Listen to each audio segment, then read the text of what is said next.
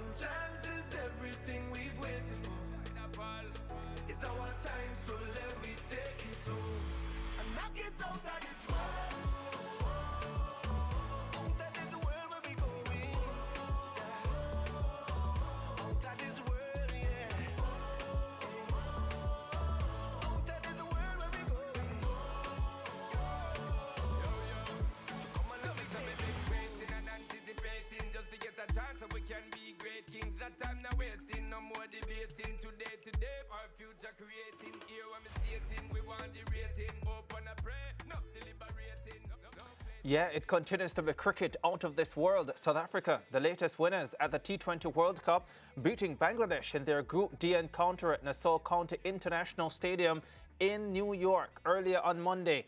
Heinrich Klaassen top scored with 46 to push South Africa to 113 for 6 in their 20 before the Proteas returned to restrict the Tigers for 109 for 7 in a match that went down to the final delivery.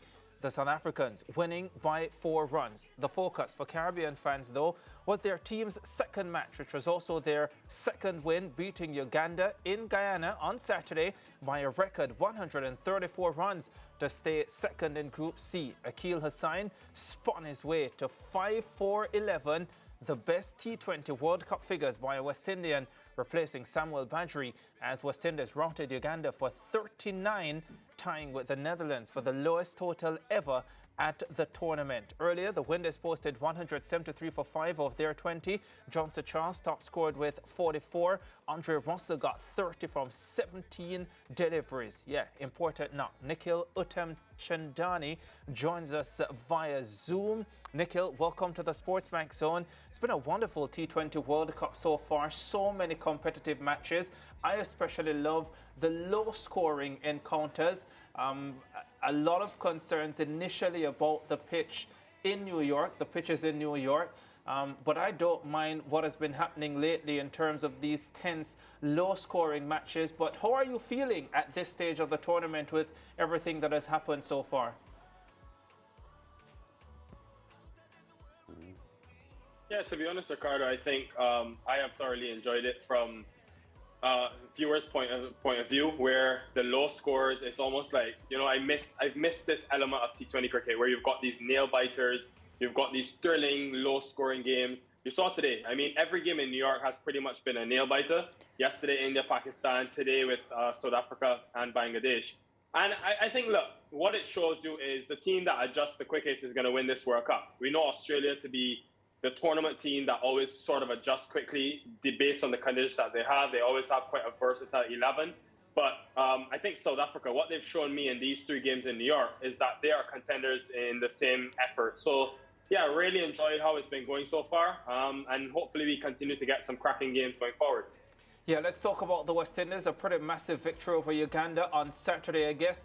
When you think about Uganda, I know you had said that it was a match that the West Indies needed to be careful about, because if you allow the Ugandans, you know, they could sneak one in on you. And they were pretty good with the ball, but just couldn't measure up with the bat. Your assessment of Saturday evening's performance by the Caribbean side? Yeah, I would say, you know, pretty expected result. When you look at the magnitude of the two teams, obviously budgets and other factors playing heavily in the favor of the full member nations and the West Indies. But what I would say is, Ricardo, I still think there needs to be some improvement. The West Indies batting first there, I thought, yes, we knew 174 would be enough. But when I continue to look at the dot ball count, I think in the PNG game it was 54 dots. In this game it was 51 dots. And that's close to half the deliveries. Something Darren Sammy, Floyd Reefer, and the entire coaching staff of the West Indies have focused on is scoring off of more deliveries, especially in the middle overs. They were a lot better against spin in the middle, a bit slow in the power play, but again, it's not the easiest of surfaces, and we understand that. But the best teams in the world, the Australias, South Africa today, on what is an extremely challenging surface, you saw rotation of strike from Klaassen and Miller in that partnership particularly.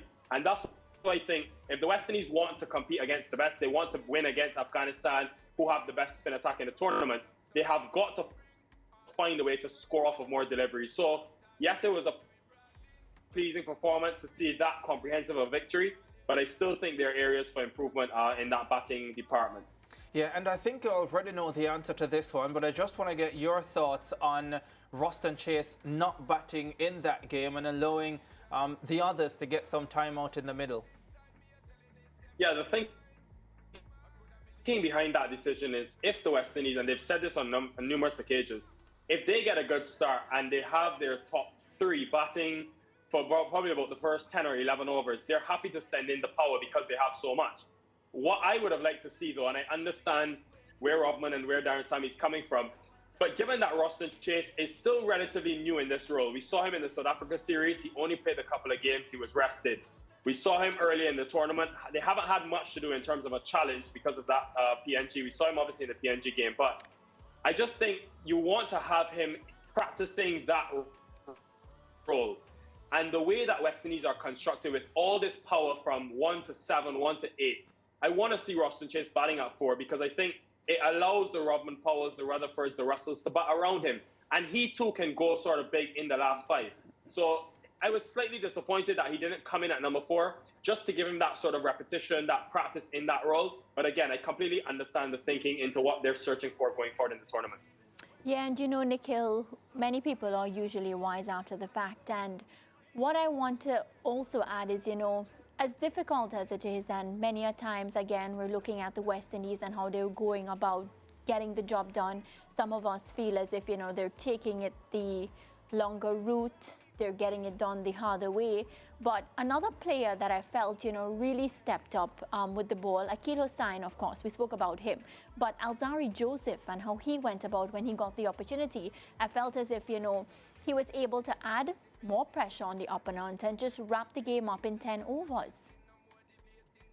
Yeah, I thought that Guyana surface really suited Alzari. It suits the extra pace because it does have some grass on it. I think it's been probably one of the better surfaces. I did a game in Antigua a couple of days ago.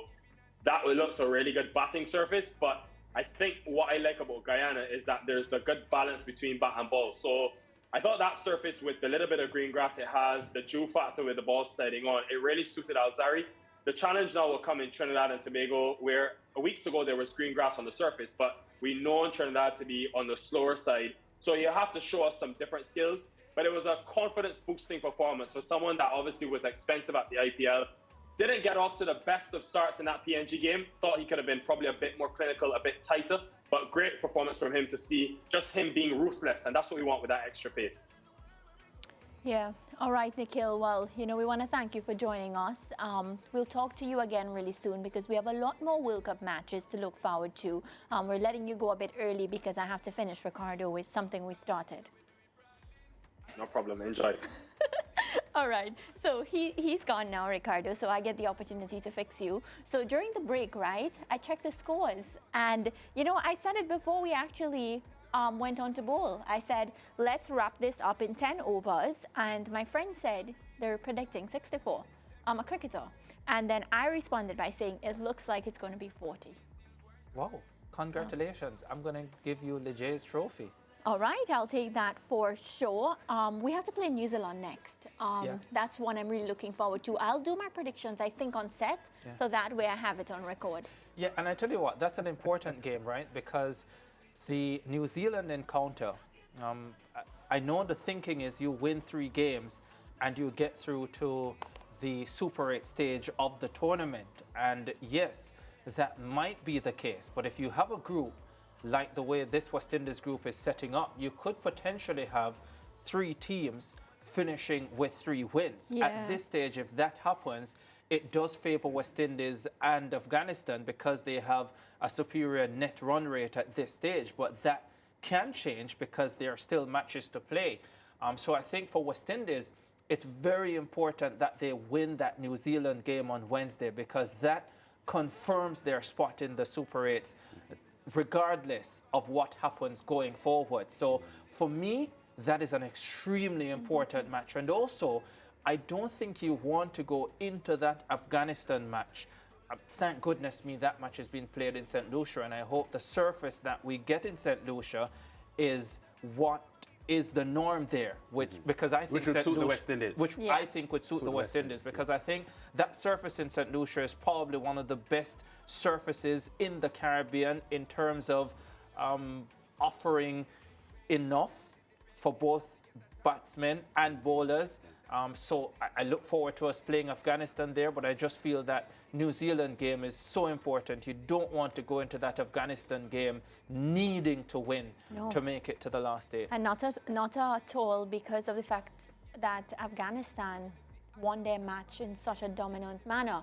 I think, though, we still can't underestimate New Zealand because coming off that loss against Afghanistan, Ricardo, they're going to come to prove a point, right? And I think that could also, you know, I just don't want West Indies to be caught off guard. And it's a bit worrying because a team coming off a loss is going to come with all guns blazing. Yeah, I wanted to put this to Nikhil, but we had some audio issues with him because there so was we a bit wrapped of a sticking with his presentation. Because I know things worked out well for the West Indies and the emphatic nature of the victory helped the net run rate.